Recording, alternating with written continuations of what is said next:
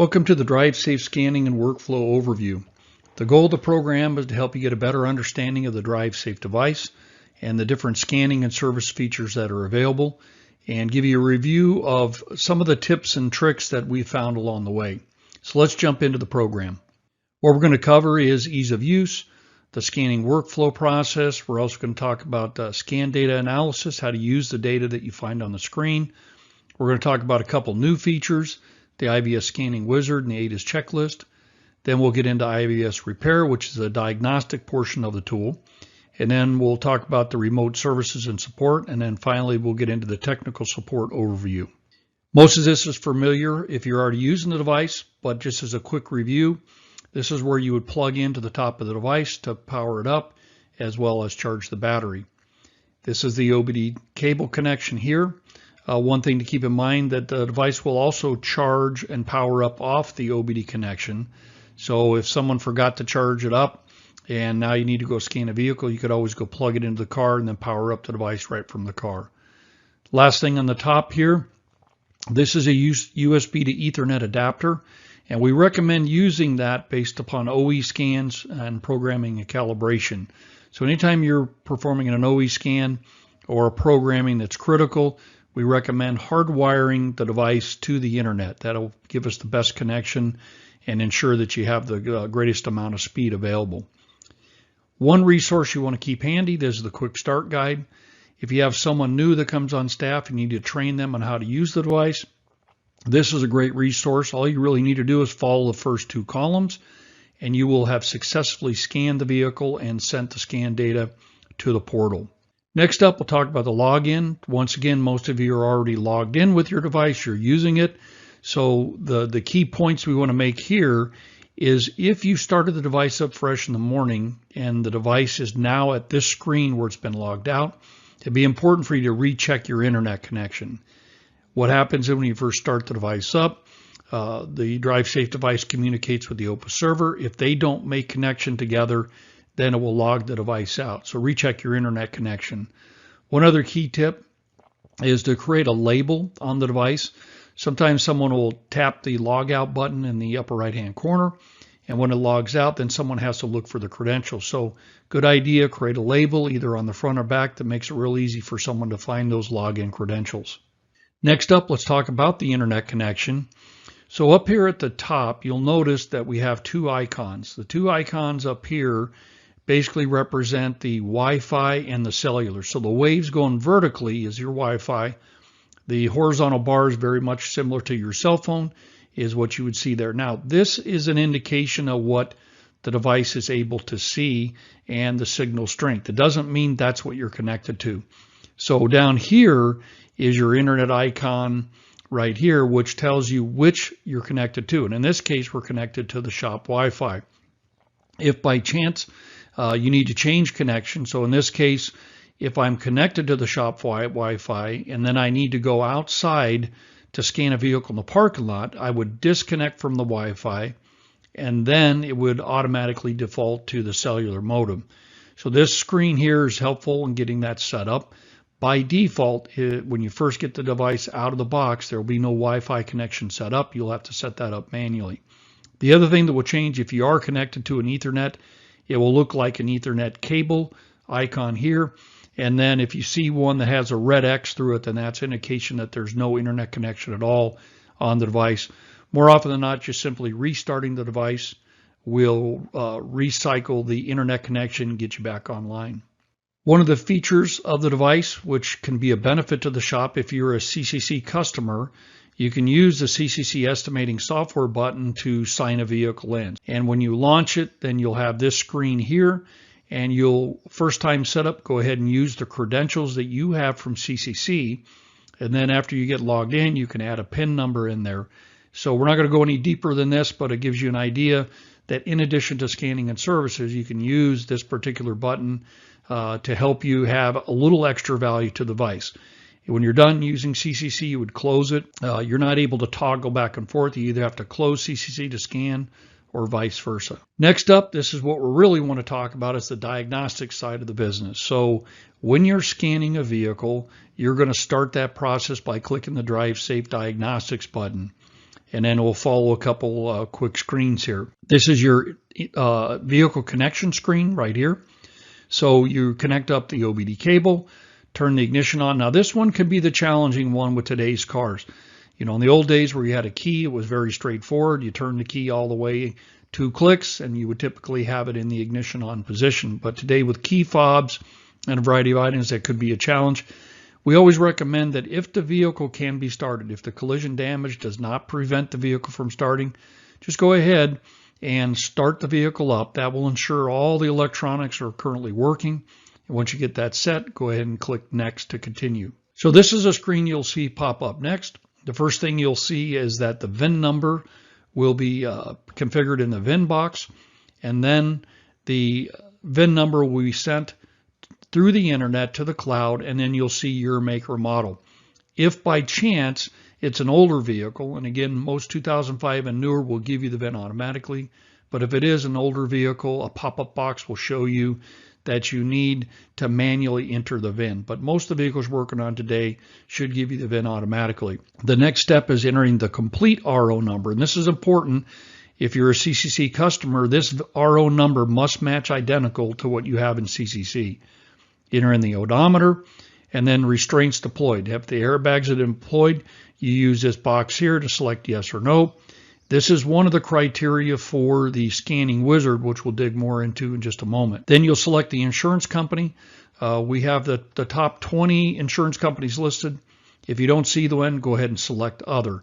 Once you have all these boxes filled out, the OK button will be active and you'll be able to continue. So this is what that screen will look like. In this case, you have the pre-scan button is active, which is the one that we're going to focus on right now. You may not see this. This is the ADAS checklist. It's an optional feature, which we'll cover a little bit later. But this will provide information on the ADAS safety technology that may be on the vehicle. One quick note here. If by chance you look down and you notice that you may have entered the RO number incorrectly or something here is not correct, you can go ahead and click the Change RO button to get that taken care of. So let's go ahead and begin that pre-scan now.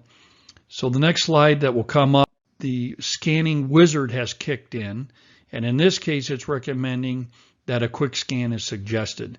And what is that default configuration? If you have a pre or post scan quick is recommended unless one of the following circumstances exists. So in that restraints deployed tab, if you selected OE or you selected yes for restraints deployed, then an OE post scan would be recommended. If you are an ADAS technology customer, if you have that ADAS checklist active, if technology is potentially available on the vehicle, an OE scan would be recommended, but only for a post scan, not for pre. So pretty much all the scanning you're going to do with the default configuration will be quick scan for pre, and then depending upon these two sets of criteria would decide what you're going to do as far as OE is concerned. Now, if you have a desire to change that, you can always override it. So if we use the override button right here, you'll have a selection menu. You'll select whichever item is applicable, and then it would change to OE scan. If OE scan was recommended and you wanted to flip back to quick scan, you'd use the override button. When you begin the scanning process, you might be prompted with a few items. In this particular case, it might ask you what is the engine side. And it's important to try and be as accurate as possible. In some cases, you might have a message that what kind of transfer case do you have, what type of steering column you may have. Just do the best you can answer, but really the engine ones, transmission ones are important. You might see one on Nissans where it says, is this gasoline, diesel, electric? Those are important questions to be accurate with. Once those questions are answered, you'll get the Start Quick Scan button. For most vehicles, it would automatically go into the scanning routine, and right here you'll see however many modules we have in the database, it'll begin working through that scanning process. Once the scan is complete, you'll see the results that you see here. At the top of the screen, we're going to list the modules that have faults in them. Then we're going to list all the modules that were communicating with the vehicle but did not have any faults. And then if we scroll down, you'd see the ones that did not communicate or may not be fit on the vehicle. Example might be, GM might have 4 or 5 different radio configurations. So certain modules won't communicate because you only have one particular brand of radio. So at this point in time, the goal is really getting this report sent to the portal so that you can document your pre-existing codes, collision-related codes, get those stored. And so you would click the send report to get that going. If you wanted some help with understanding the fault codes, the request help button is there for you on that side. So you would hit the send report button, touch on that, and a couple pop-up messages will show up. And this one is the reminder that if you're using CCC, make sure that that work file is closed on your desktop. And what usually happens is you're working with the estimate, you're getting everything arranged for the customer, and then you remember, oh, I got to go scan the vehicle. You leave your portal or your desktop and you walk out there to scan it. And in many cases with the work file open, there may be things that have not been saved, and that will prevent the data from being pushed into the work file itself. So in this particular case, just as a reminder, click continue when you're done. As soon as you click continue, then once the data has been sent, you'll get this successful message that will pop up to let you know that the data has been sent. So that's good news. Now, in the event that there might be a slow internet or connection, this may take a little while to pop up. If it does, it pops up a message and says it was not sent successfully. Typically, the second time you send it, it'll go right through. So this message really represents that we sent the data out and we got a success message that it made it to the servers that were designated for the data for the scanning and the invoice. All right, so this is the only thing we're going to show on the CCC side. If you're looking for the diagnostics report in the work file, they'll be underneath the attachments tab. So you'll see a list of all the diagnostic reports, and typically you'll have a pre-scan and then a post-scan when you're finished, but you may have multiples depending upon how many times that you've scanned the vehicle, different conditions throughout that process. And then once again on the invoice side, the invoice will be sent, the draft invoice sent under the parts tab, and normally recommend click the parts tab, go by document type, and right here you'll see that there is a draft invoice, and then you'll need to manipulate that invoice to get that to the estimate, and you'll follow the recommendations from CCC at that point. So that was a quick scan. If by chance the scanning matrix had said an OE scan is suggested, then this is what the screen would look like. And we talked about this before. What is the default? So in this case, we're showing you what a post scan would look like if restraints had been selected yes. So if you had selected the drop down and you selected yes, then it would suggest an OE scan. And once again, you could override this if you decide that an OE scan is not needed based upon different criteria within the shop. You can make that adjustment. Here's that information from the override button. So you have service information, quick scan didn't detect a fault, or maybe customer preference. Most of you will probably select customer preference, and then once you select that, you would go ahead and continue. This begins the OE scan process. So if before on that previous slide it said OE scan was recommended, and then you clicked continue to move forward, then you would start to see this screen. So now you're going to get an hours of operation, 8 a.m. to 9 p.m. Eastern Standard Time. For most places around the country, that should get you covered for the time zone you're in. Average time is 15 to 20 minutes, and this typically depends upon what the condition of the device is, the internet connection speeds, those items, but the technician that will reach out to you will review that. If the hours of operation are good, click continue. And then this is a quick review screen.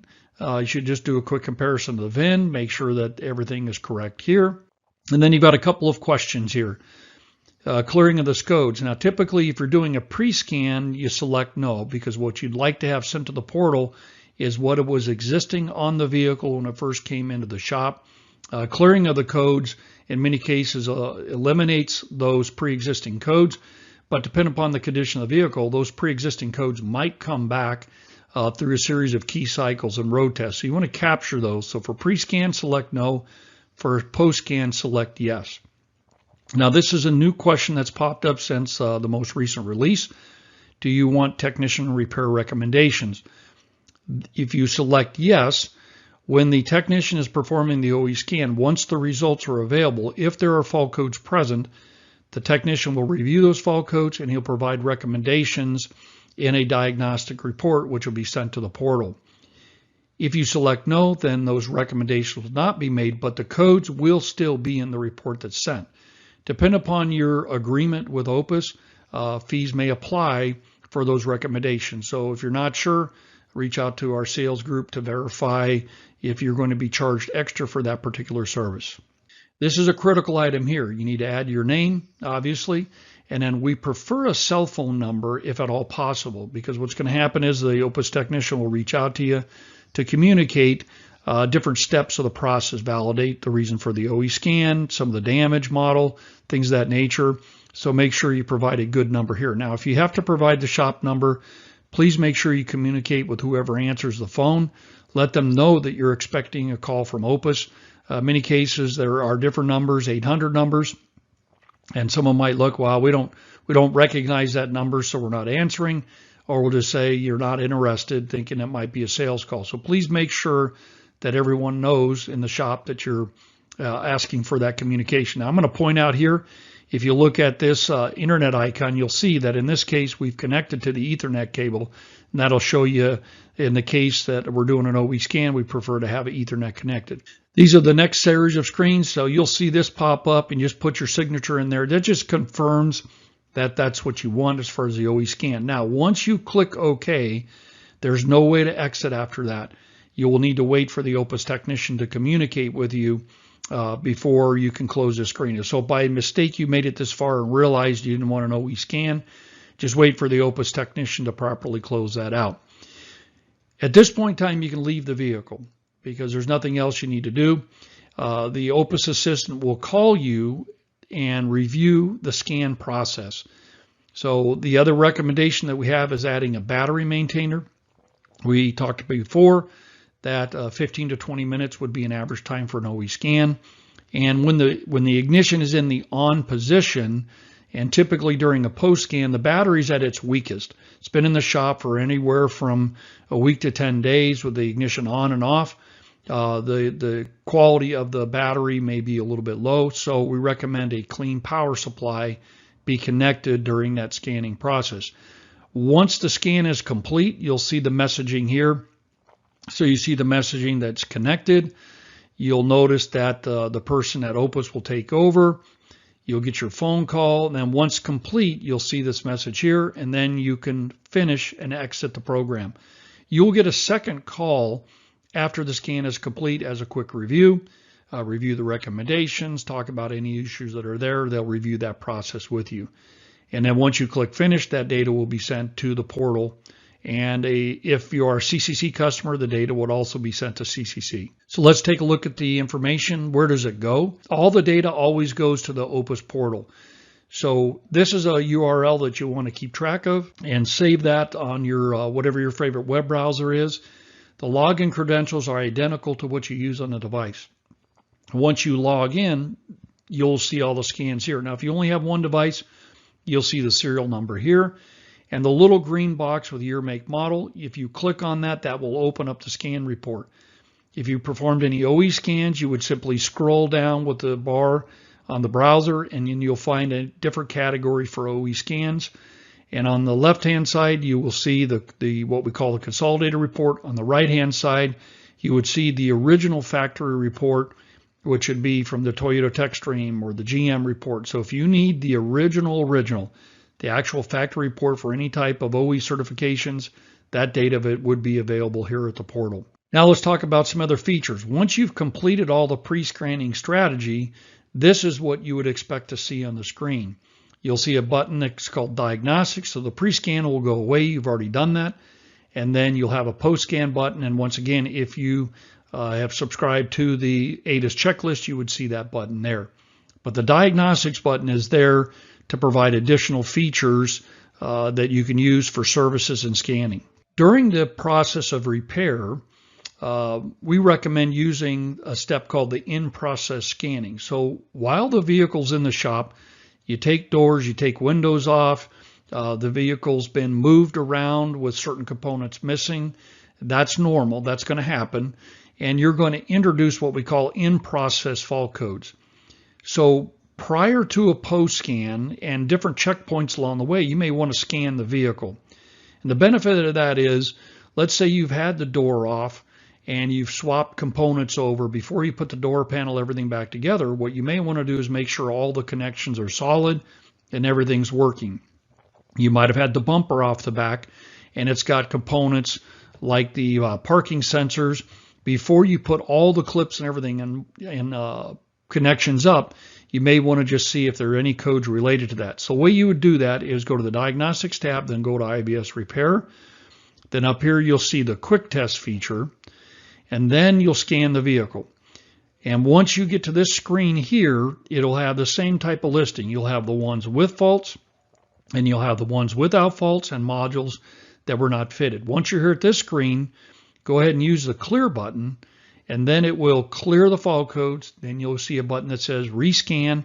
And once you rescan, if everything is clear, then you know that that system component, whatever you're working on, is ready to go.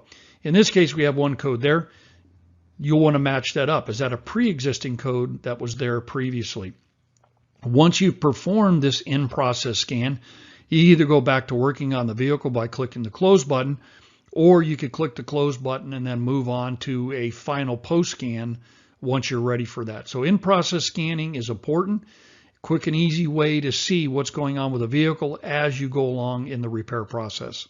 Now, after the in-process scan, you're getting ready for what we call the final post scan. Now, final post scan would typically happen after you've got everything together, you've got the car washed, you've been on your road test, everything is pretty much ready to go. And you just want to make sure, final step, is everything clean, is everything as it should be. That's when you're going to want to click that post scan button to move forward. So it's going to follow the recommendations of the wizard as we discussed before. So in this case, restraints deployed, no. If I do a post scan, in this case, if there's no ADAS technology, it's just going to do a quick one. If I had selected yes, or I had ADAS technology, it would potentially recommend the OE scan. A couple of other items that we have here, we've got the request help button, and then we have the IVS wrap. So the request help button is where you'll get additional support and resources from our team. In this case, when you select the request help button, you're going to put your name in, you're going to put the cell phone number in, which is preferred. There's a drop down here that provides you with some simple pop-ups. Do you need some repair assistance? Are there dash lights on? And then you'll type a brief description of what your issue is. I have fault codes that won't clear, or I have a dash light that won't go out no matter what I do. And then you'll click the purchase button, which then sends the request to our team. Now, once you click the purchase button, you'll get a pop-up that lets you know that there's a data message that will apply. You click OK, and you should get a text message to your cell phone. That's your indicator that everything worked accordingly, and that will place your request help in queue. Next up is that IVS wrap programming. So this is a button that you would use if you have experience. So for example, if you're familiar with the Ford F-150 and you know it's a right rear hit and the F-150 had blind spot, when you replace that taillight assembly, it has a blind spot module built in. That blind spot module needs to be programmed. If you have an airbag module that is deployed, in many cases those modules need to be relearned. Only select the IVS wrap programming if you know that's a job that you need to do. If you're not sure if it needs to be programmed, always use the request help button for that particular purpose. And once you've done a few of these programming events, you'll see repetition, and that's why we talk about if you know what you want to do, you've seen it before, then go ahead and get that scheduled. And all you do with IVS wrap, there'll be 3 screens here. You'll get to an 800 number, and then you'll call up the wrap team to schedule an appointment. Next up, we have a button called Scan History. So let's say, for example, you forgot to close the work file in CCC. You scanned the vehicle, you went back to your desk, and then you realized, oh man, my work file's open. And now you notice even after hitting save, even after closing the work file and reopening it, the data from the scan didn't come through. What you want to do is come to the Scan History button, and in this case, you'll find the vehicle that you scanned, and then you'll say resend the data to CCC. So if you have any issues with data that's showing up in CCC, or maybe even it didn't arrive in our Opus portal, you can resend the information. So the data is saved on the device. So you might have lost connection somewhere along during the scanning process, The data is saved to the device. You can click the send report to get the data off to the portal or to CCC. Now this is an optional feature we talked about before, and you'll need to contact the sales team if you do not have this button, and they can review what that process is. But what is the ADAS checklist? It is a listing of the technology that might be equipped on the vehicle. So what we have is a database that looks at the year, make, model of the vehicle, and we've gone through the process of determining what technology could be equipped on the vehicle. Doesn't mean it's there, it just could be equipped. So if you see this list, adaptive cruise control, typically you would look at the cruise control buttons that are on the steering wheel or on the stock on the side and see if it has that adaptive cruise control. The forward collision mitigation is typically related to the radar, and you got your parking sensors. Now, what do you have here on the screen? We're going to give you the ability to determine what targets are needed. So if you were to select this targets tab right here, here's your tool and target information. So in this case, if you wanted to perform a radar calibration on this Toyota or Lexus vehicle, here's the original factory part numbers, and what you'll need to do is to contact the OE for those. You know, you might have a different set of targeting kits, but we list the OE part numbers for you so that you can have those available, and then any other types of tools that we recommend. Once you look at that, you go ahead and click continue. So now we're back to the main screen here in the ADAS checklist. Now the info column, you'll see a little eye here. If you were to click on that eye, then you're going to get the technician recommendation. So in this case, it says you got a radar if it was removed, replaced, maybe the front bumper cover was replaced, anything that could have affected the front of the vehicle as part of the collision, then a calibration is recommended. So this is a quick, easy review. This is not, you know, all the service information related, just a very quick synopsis on what situation require a calibration. Click continue, and now you'll get back to this tab here. And the status tab allows you to select is it not done or complete. So in this particular case, if you found that the technology was there and you performed the calibration, you could select the button and click that it was complete.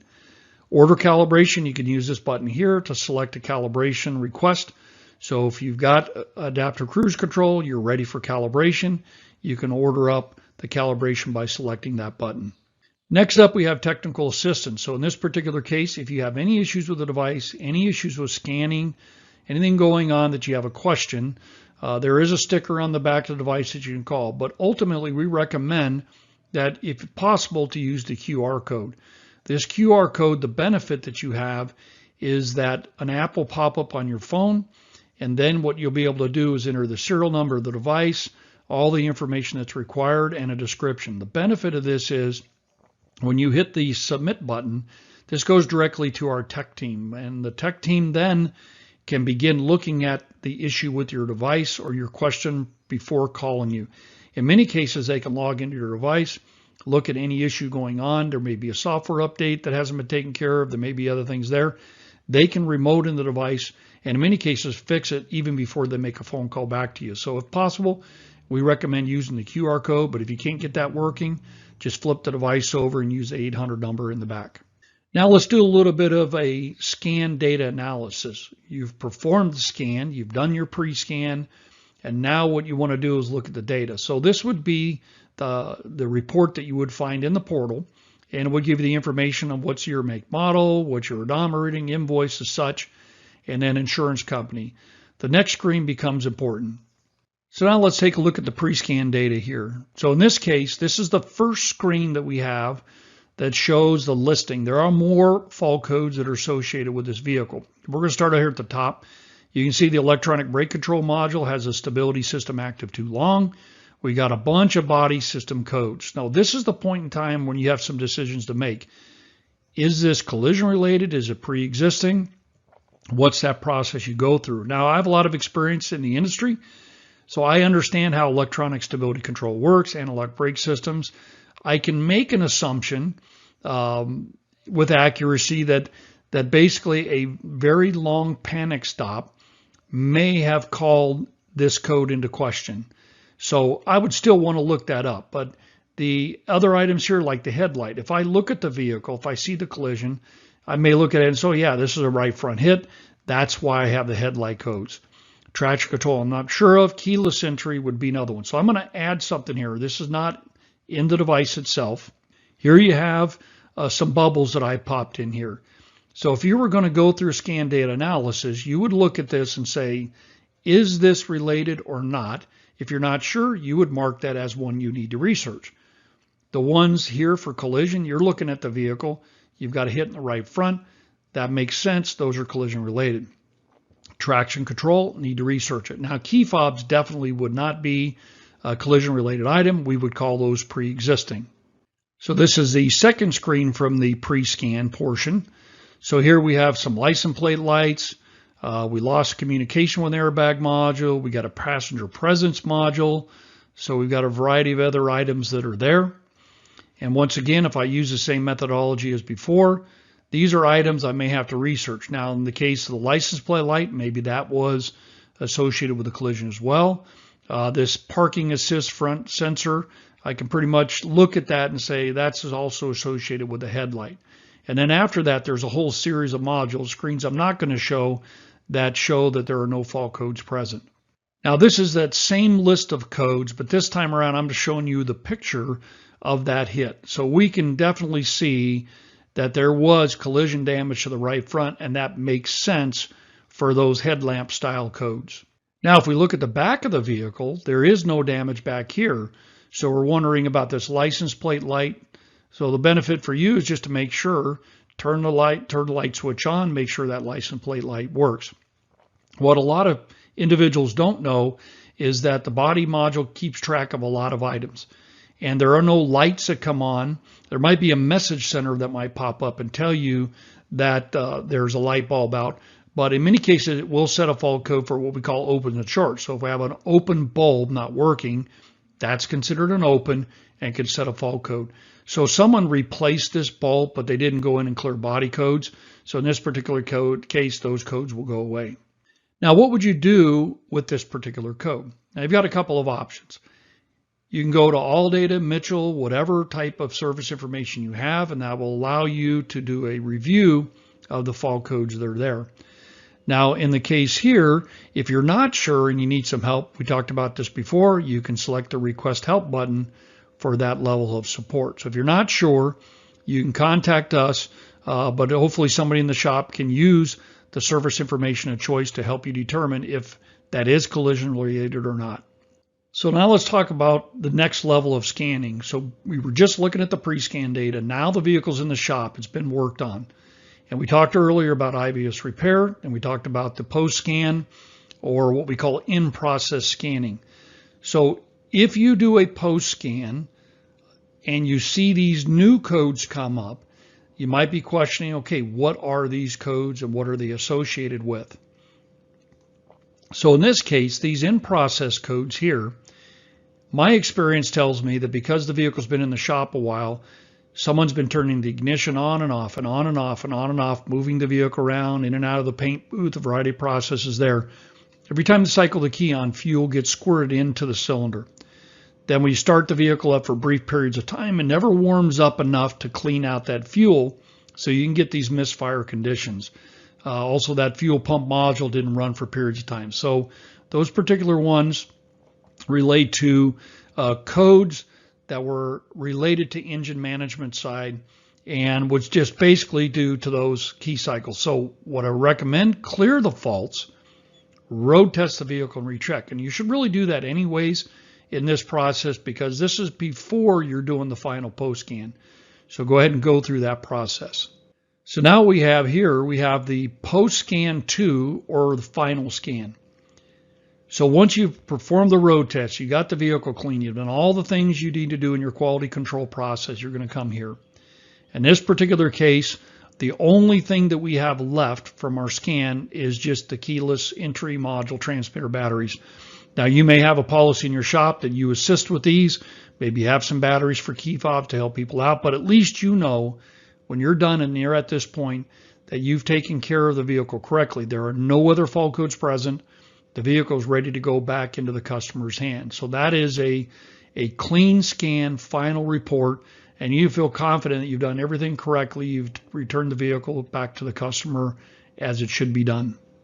So this completes the process, going through the workflow and the scanning recommendations. We've covered a lot of material here. If you have any questions, please feel free to call the 800 number that you see here on the screen, and they can route those questions to us. So if you have any questions about the program that we just presented, please reach out that way. The other thing is we are going to schedule more of these, so stay tuned for the next ones. We'll get an email out to you to let you know when the next ones will be available. Thank you for taking the time to learn more about your DriveSafe device.